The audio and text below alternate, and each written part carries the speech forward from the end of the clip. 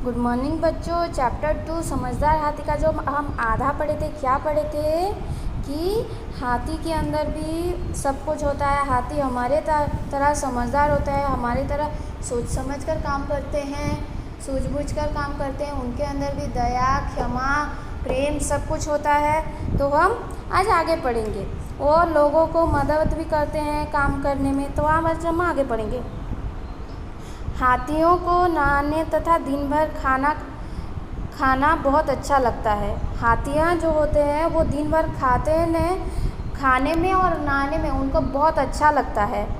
वे अपनी दिनचर्या के अधिकतर खाना खाने में लगा देते हैं। दिनचर्या मतलब दिन भर के कार्य, जो दिन भर कार्य करते हैं उसमें से अधिकतर काम वो खाना खाने में बिता देते हैं। कोमल डालियाँ, पत्ते, घास जो भी मिल जाए उसे खा लेते हैं। कोमल डालियाँ, घास जो भी उसको मिल जाए वो खा लेते हैं। इनके दल में कभी कभी 100 तक सदस्य भी हो जाते हैं। उनके दल में जो हाथियाँ होते हैं दल बनाकर रहते हैं कि नहीं, तो हाथियाँ उनके दल में कभी कभी तो 100 तक भी सदस्य हो जाते हैं।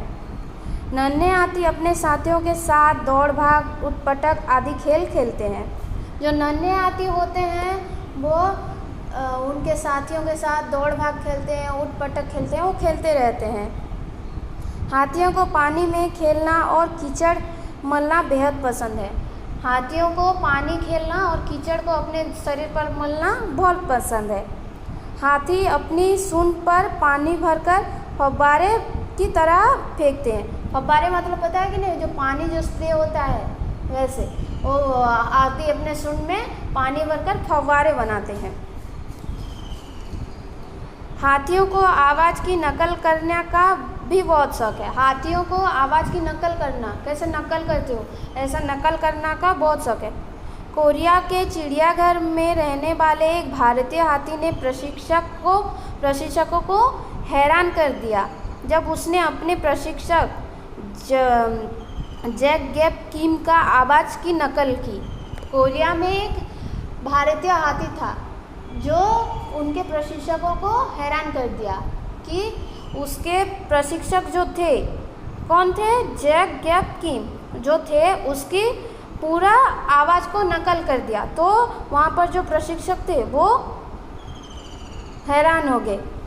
कौशिक नामक यह हाथी कई कोरियाई शब्द की नकल करता है। उस हाथी का नाम क्या था, कौशिक। वो कोई कोरियाई भाषा शब्द बोल सकता था। वो कोरियाई भाषा का बहुत सारे शब्द बोल सकता था तथा मनुष्य की आवाज़ निकालता था। वो मनुष्य की आवाज़ निकालता था। वैसे तो हाथी एक दूसरे के संपर्क में रहने के लिए आवाज़ निकालते हैं, लेकिन सादे में क्या, जो जंगल में जो हाथी रहते हैं वो एक दूसरे के संपर्क में रहे, एक दूसरे के टच में रहने के लिए वो हाथियाँ क्या करते हैं, आवाज़ निकालते हैं।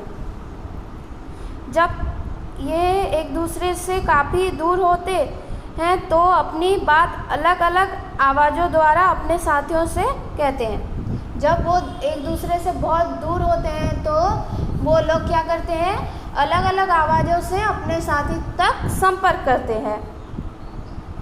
आवाज़ों से ही मादा हाथी अपने परिवार के सदस्यों को पहचान लेती है।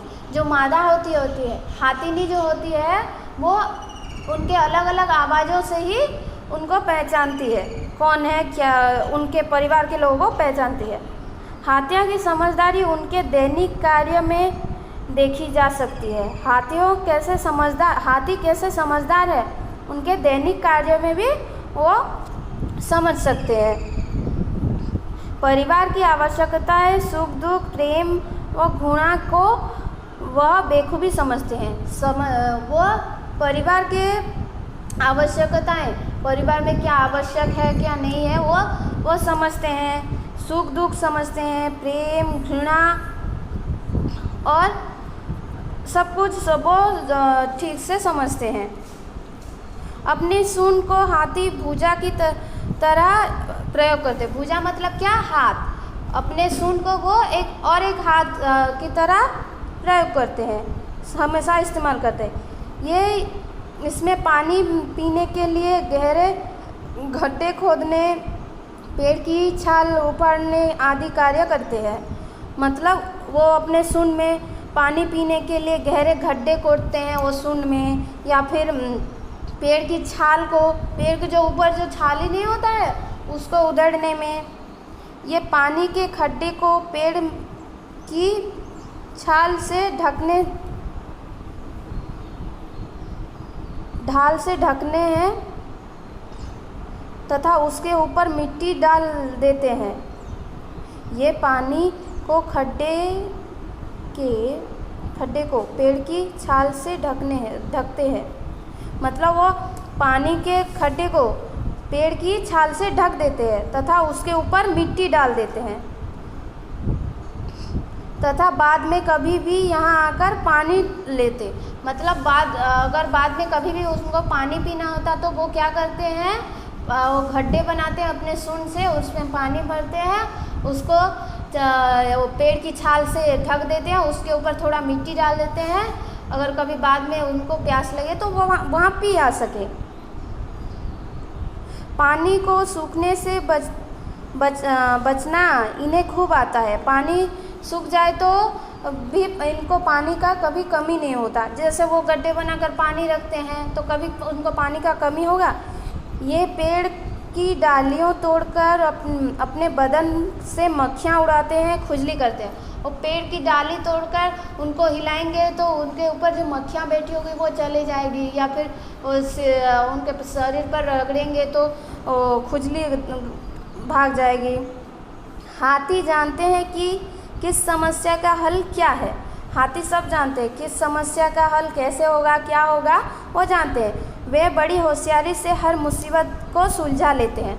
वे बहुत होशियारी से, मतलब बहुत समझदारी से हर मुसीबत को सुलझा लेते हैं। इनका आपसी मेल सूझबूझ, दया, प्रेम, ममता, शांत स्वभाव तथा चुनौती का सामना करने के लिए उनके व्यवहार को उनके अनुसार बदलना सचमुच एक मिसाल है। मतलब वो उनके अंदर होता है मेल, सब में मिलजुल कर रहते हैं, सूझबूझ कर काम करते हैं, दया भी होता है उनके अंदर, प्रेम भी होता है, ममता होता है और शांत स्वभाव का होते हैं हाथियाँ। तथा उनको चुनौती का सामना करना भी बहुत पसंद है, चुनौतियाँ को भी सामना करते हैं।